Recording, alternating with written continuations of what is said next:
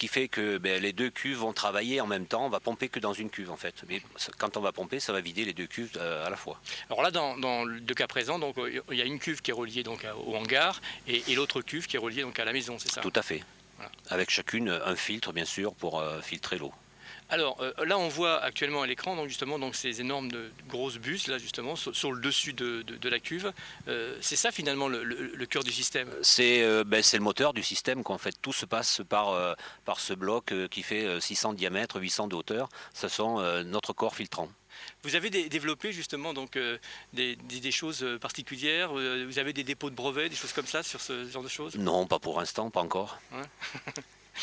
Et justement, donc là, on voit, il y a deux petits tuyaux qui sortent justement donc, de ces cuves. Ça sert à quoi, ces deux petits tuyaux? Les deux petits tuyaux gris que vous voyez, là, Oui. alors c'est l'évent, si vous aimez mieux, entre la partie basse du filtre, bien sûr il y a le seau filtrant, et le haut de la cuve. Il faut qu'il y ait un évent pour que l'air puisse sortir, que ça ne nous relève pas le seau filtrant. Alors justement, quand il y a un gros orage, par exemple, il y a énormément d'eau qui descend des toits. S'il y a un trop-plein, ça s'évacue après? Ah bien sûr, oui, oui, oui. De toute façon, notre filtre par lui-même est prévu pour une capacité de toiture jusqu'à 400 mètres carrés. Donc vous voyez, on a encore de la marge dans ce cas, quoi. Et tout au long de l'année, justement, donc avec des cuves comme celle-ci, donc on arrive à avoir à peu près combien d'autonomie? Un mois, 2 mois? Ici, on doit avoir une autonomie à peu près de 45 jours.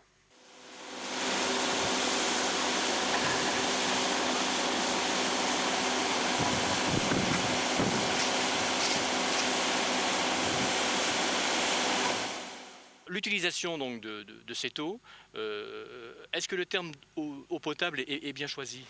Vous savez que la loi en France est très compliquée. Enfin bon, on ne va pas rentrer dans tous les détails parce qu'on en a pour une partie de la journée.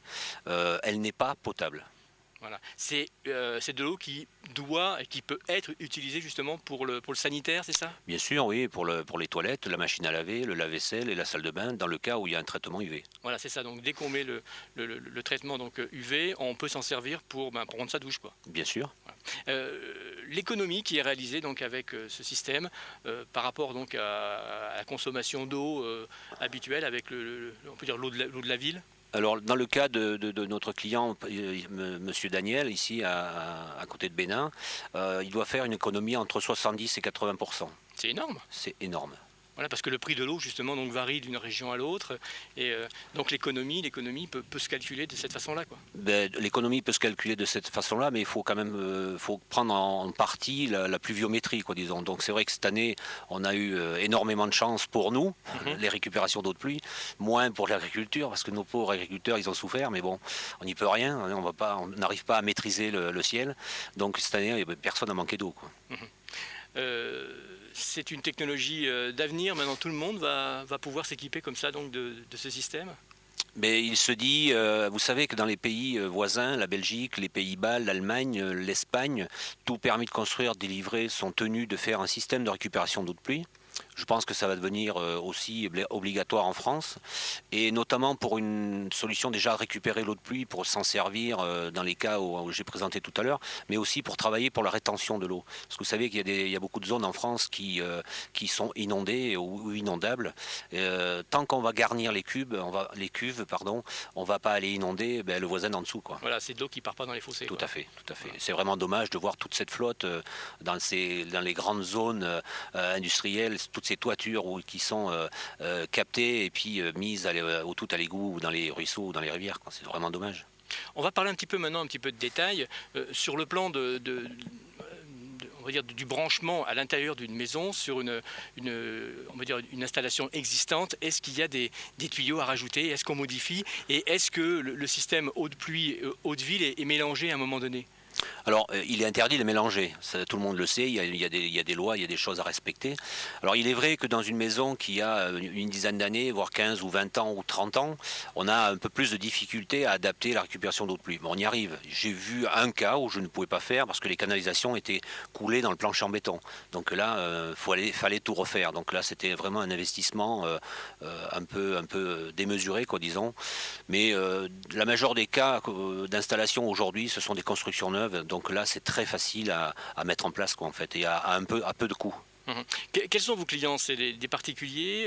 Est-ce que par exemple aussi des constructions récentes? Et est-ce qu'on peut éventuellement aussi imaginer par exemple qu'on peut installer ce type de matériel dans des grands bâtiments par exemple pour des collectivités? Ah mais tout à fait, ça peut être adapté à toute forme de métier ou quoi que ce soit. J'ai fait une installation pour un garage de véhicules d'occasion. Maintenant, il lave toutes ses voitures. Je ne sais plus, il doit avoir entre 2 et 5 000 véhicules par an. Il lave tous ses véhicules avec l'eau de pluie. C'est quand même une belle économie. L'installation qui a coûté à peu près, je crois, si mes souvenirs sont bons, aux alentours de 6 000 euros il y a un an, va être amortie entre 3 et 4 ans. Ah oui, ça va relativement Donc vite. c'est relativement. J'ai eu un marbrier aussi qui a construit un nouveau dépôt, nouvel ensemble pour funéraire. Si vous avez vu, mais bon, les véhicules funéraires, vous savez que ça doit être propre au moment dit, quoi, disons. Donc il lave au moins 2 à 3 fois par jour. Donc vous imaginez, c'est une installation de 6 ou 7 000 euros rentabilisée sur moins de 3 ans. C'est quand même quelque chose de pas mal.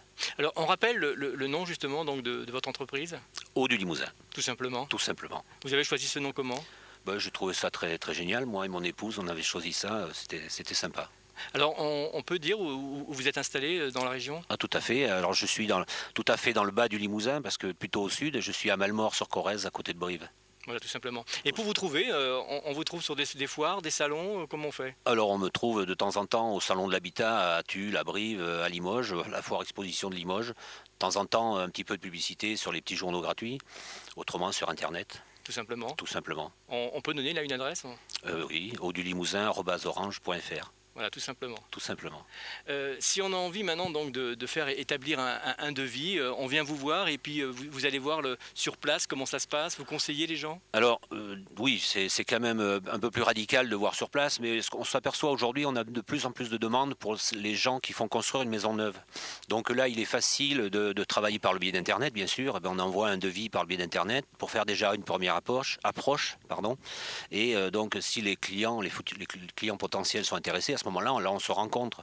C'est déjà pour donner une approche du coût que ça va leur donner, et puis pour pouvoir faire leur prévisionnel de construction, quoi, disons.